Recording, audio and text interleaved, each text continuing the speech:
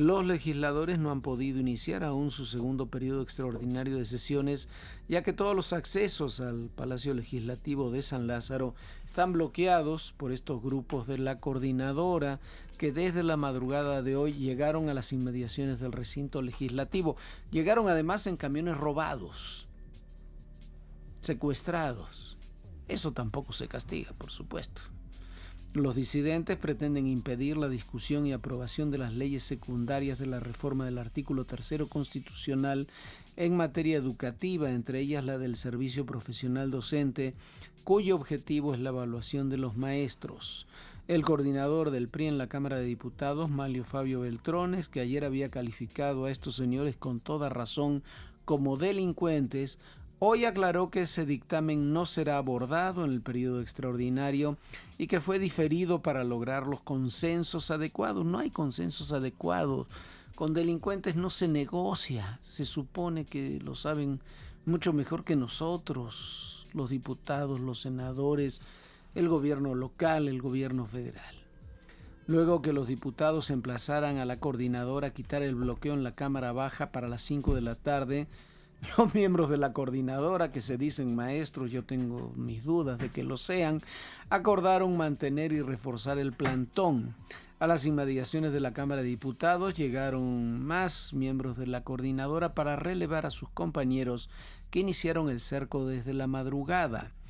Los diputados acordaron trasladarse al Senado de la República. Este señor, el dirigente de la sección 22, Rubén Núñez, que es el líder de estos grupos, sostuvo que su plantón en el Palacio de San Lázaro no está en negociación y advirtió que a los maestros disidentes ellos perseguirán a los diputados federales a cualquier lugar que utilicen como recinto alterno. Las autoridades, bien, gracias. Aclaró que los maestros de la coordinadora no se moverán de su plantón frente a la Cámara de Diputados hasta que los legisladores atiendan su demanda de suspender la discusión de las leyes reglamentarias a la reforma educativa. Entonces, ¿para qué cacarean los partidos la reforma educativa? ¿Por qué los partidos se echan porras, ponen publicidad sobre una reforma educativa que no van a defender? Porque no la defiende el PRI, pero tampoco la defiende el PAN y tampoco, mucho menos, el PRD, que tolera y acepta a estos vándalos. Emilio Gamboa, coordinador de los senadores priistas, aseguró que sí habrá periodo extraordinario, aunque este inicie por la noche. Aclaró que la decisión de no discutir por el momento el dictamen de la Ley General del Servicio Profesional Docente no es sinónimo de debilidad, sino de escuchar a la disidencia magisterial. Bueno, pero lo cierto es que están concediendo a cambio de nada, y en ese a cambio de nada lo único que están aceptando son golpes. El jefe de gobierno del Distrito Federal, Miguel Ángel Mancera, convocó a los integrantes de la coordinadora a que no haya más brotes de violencia y a no hacer de la capital del país un campo de batalla. Yo no sé, me parece muy bien que haga todos los llamados que quiera el jefe de gobierno capitalino, pero lo que tiene que hacer es imponer el dictado de la ley. Y la ley no se cumple en el Distrito Federal. Estos señores han cometido cualquier cantidad de delitos en los últimos días y son protegidos por las autoridades, son consentidos por las autoridades, mientras la ciudadanía es la que paga. La verdad, el gobierno del Distrito Federal no está para hacer llamados, está para hacer cumplir la ley. Garantizó que el gobierno de la ciudad continuará con el diálogo, a ver que nos den un solo fruto del diálogo hasta ahora, y reportó que han llegado a la capital del país 25,000 miembros de la coordinadora. Damos ese llamado. La policía del Distrito Federal está garantizando que haya opciones para los habitantes, que haya obviamente alternativas en las vialidades y que no haya brotes de violencia. Eso es lo que estamos haciendo. A los ciudadanos también les pedimos exactamente que conozcan el contexto. No, a los ciudadanos no les tiene que pedir nada el gobierno capitalino, a los ciudadanos les tiene que responder el gobierno capitalino. El contexto es que hay un grupo de 5, 7, 10,000 integrantes de grupos de la coordinadora que violan la ley un día sí, el otro también, una hora sí, la siguiente también, y nadie les pone ni siquiera un límite. El presidente Peña Nieto aprovechó la instalación del gabinete turístico para destacar que la aprobación de la reforma energética enviará al mundo una señal inequívoca de la modernidad y apertura de México en la economía del siglo XXI. Estamos trabajando para preservar el patrimonio natural, histórico y cultural de nuestro país, para que las próximas generaciones puedan también acceder y disfrutar de esta riqueza que pertenece a todos los mexicanos. En el centro Banamex, el presidente celebró que el sector privado invertirá más de $8,000 millones en 126 proyectos de turismo en 27 estados del país. Por su parte, Pablo Azcárraga, presidente del Consejo Nacional de Empresarios Turísticos, dijo que la inversión generará 28,000 nuevos empleos directos y 78,000 indirectos y urgió a discutir una reforma fiscal de fondo. El dirigente nacional del PRD, Jesús Zambrano, planteó trazar una ruta para buscar acuerdos entre las posturas sobre las reformas al sector energético. Dijo que de aprobarse las modificaciones a los artículos 27 y 28 constitucional, se exigiría que durante las elecciones intermedias de 2015 se aplique un referéndum revocatorio.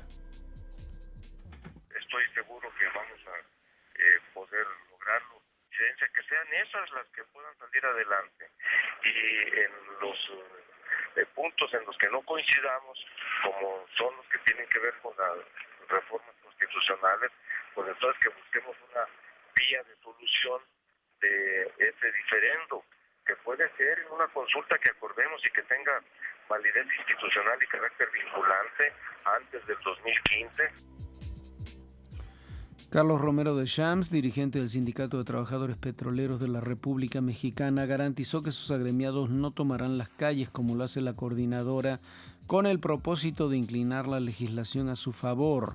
Aseguró que los trabajadores petroleros serán congruentes y respaldarán lo que sea mejor para México en la reforma energética.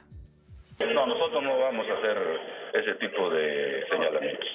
Tenemos la posibilidad de diálogo y lo haremos como siempre lo hemos hecho. Si ustedes se fijaron, ahora revisamos el contrato y no hubo ni aspavientos ni nada. Secretario de Gobernación Miguel Ángel Osorio Chong se reunió a puerta cerrada con 110 alcaldes de los 113 de Michoacán y también con diputados locales en un encuentro que presidió el gobernador interino Jesús Reina. Osorio Chong también se entrevistó con el Gabinete de Seguridad del gobierno estatal. Miren, lo había, yo pensé que ya no había ahí en Michoacán. En un comunicado, el gobierno de Michoacán detalló que se analizaron temas de seguridad y autodefensa en los municipios de la Sierra Costa, que en los últimos meses han sufrido una escalada de violencia. Armando Ballena, secretario del Consejo Estatal de Seguridad Pública en Michoacán, informó que un juez federal determinó la libertad de 18 de los 45 comuneros detenidos la semana pasada en Áquila, tras vencer el término para definir su situación legal. Dijo que los detenidos ya se dirigen al municipio de Cualcolmán. A las 7:38 de la mañana se registró un sismo de 6 grados en la escala Richter con epicentro en San Marcos, en Guerrero, confirmó Víctor Hugo Espíndola del Servicio Sismológico Nacional. Después de este sismo de la 0738 se registraron dos réplicas de magnitudes aproximadas a 5.0, uno a las 7:56 y el otro a las 08:02 al sureste de Acapulco, cerca de San Marcos. El epicentro de temblor de hoy fue más cercano. Este es también cercano, digamos, al puerto de Acapulco es más cercano, y las otras regiones han sido en el límite entre Guerrero y Oaxaca, aproximadamente a 340 kilómetros de aquí. En la región donde nos encontremos podemos sentir ambas fases. Todo sismo genera ambas fases. Lo que pasa es que a esto que le llamamos trepidatorios es menos energético, entonces se siente más si el temblor es muy grande o si estamos cerca del epicentro. Entonces, dependiendo en donde nos encontremos, vamos a sentir diferente el movimiento del suelo. En entrevista para Grupo Imagen, detalló que luego del primer movimiento se registraron dos réplicas con epicentro en Acapulco, la primera de 5 grados y la segunda de 5.1 grados Richter. En el puerto de Acapulco, el temblor afectó 5 escuelas, 2 hospitales, provocó la caída de rocas en la avenida Escénica y un derrumbe rumbo a pie de la cuesta sin que se reportaran víctimas. En el municipio de San Marcos, lugar del epicentro, se reportaron bardas cuarteadas, caída de tejas y casas dañadas. El movimiento también se sintió en los estados de México, Puebla, Morelos y Oaxaca. En Oaxaca, por cierto, 7 personas fallecieron y 1.500 personas de 5 municipios fueron evacuados por la fuga de amoníaco de un ducto propiedad de Petróleos Mexicanos. La paraestatal informó en su cuenta de Twitter que el accidente se suscitó ayer en un ducto de 10 pulgadas en el tramo Cozoleacaque-Salina Cruz, luego de que la maquinaria de la compañía Cuadro Rojo lo rompió al realizar trabajos de ampliación de una carretera. En las imágenes internacionales, el soldado estadounidense Bradley Manning fue sentenciado por una corte militar a 35 años de prisión y a la baja deshonrosa del ejército al ser acusado de filtrar documentos secretos a la organización Wikileaks.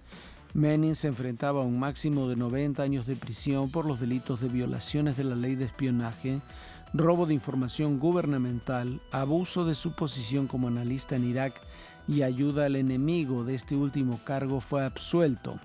Mientras fue analista de inteligencia en Irak, Manning recopiló y transfirió a Wikileaks casi 500.000 de registros con información de las guerras de Irak y Afganistán, más de 250.000 cables diplomáticos y el video Collateral Murder, que muestra cómo una patrulla aérea mató en 2007 a 9 civiles, incluido un fotógrafo de la agencia de noticias Reuters.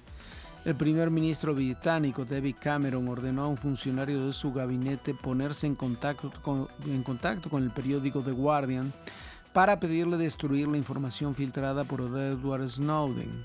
Cameron pidió que se transmitiera al rotativo las implicaciones de revelar más datos de las operaciones de espionaje realizadas por Estados Unidos y el Reino Unido. Esto se dio a conocer luego de que el editor del The Guardian, Alan Rusbridger, diera a conocer que altos funcionarios gubernamentales le pidieron destruir todos los datos filtrados por Snowden, por lo que el periódico se vio forzado a destruir hace un mes los archivos que contenían dicha información. En más de este tema, el Wall Street Journal dio a conocer que la Agencia de Seguridad Nacional de Estados Unidos tiene capacidad para espiar el 75% de todo lo que ocurre por Internet en ese país. El diario citó como fuente de su información a funcionarios y exfuncionarios de la agencia, cuyas actividades quedaron expuestas desde que Edward Snowden revelara los programas de espionaje telefónico y vía Internet del gobierno estadounidense. Un informante señaló al diario que después de los ataques terroristas del 11 de septiembre del 2001, el gobierno permitió que la agencia de seguridad ampliara sus sistemas de filtración e información.